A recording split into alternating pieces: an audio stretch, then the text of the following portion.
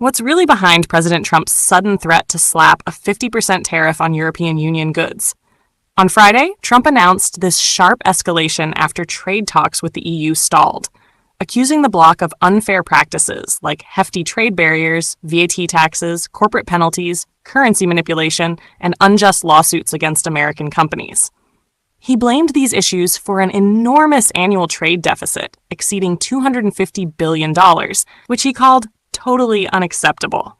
Frustrated, Trump declared that negotiations were going absolutely nowhere and set a June 1st, 2025 deadline for the tariff to take effect, adding later that he wasn't interested in further deals unless serious concessions are made.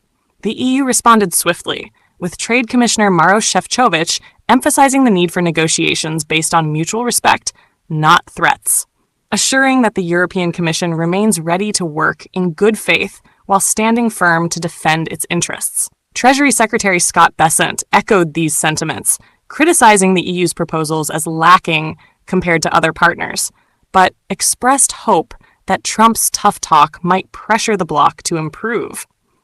Trump's announcement sent shockwaves through global markets, causing European indexes like the Stoxx 600, Germany's DAX, and France's CEC to plunge, while U.S. stocks also opened sharply lower.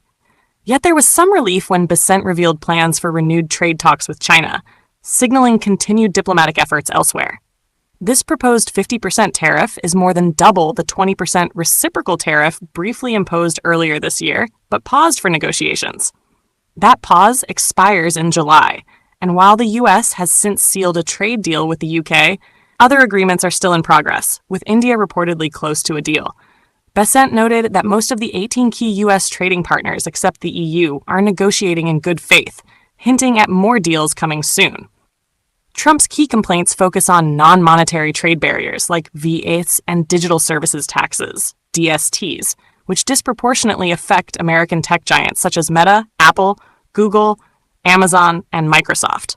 VATs get refunded when the EU exports to the US, but US goods face VAT charges entering Europe, a point Trump argues is unfair. DSTs tax online firms on all revenue, even if unprofitable, hitting US tech firms hard.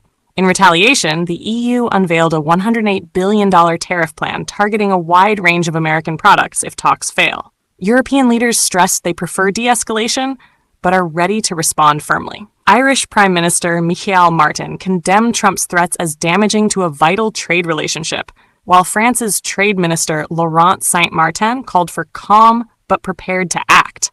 Meanwhile, Trump also threatened a 25% tariff on Apple for continuing to manufacture iPhones overseas, despite recent meetings with CEO Tim Cook and discussions described as positive by Bessent.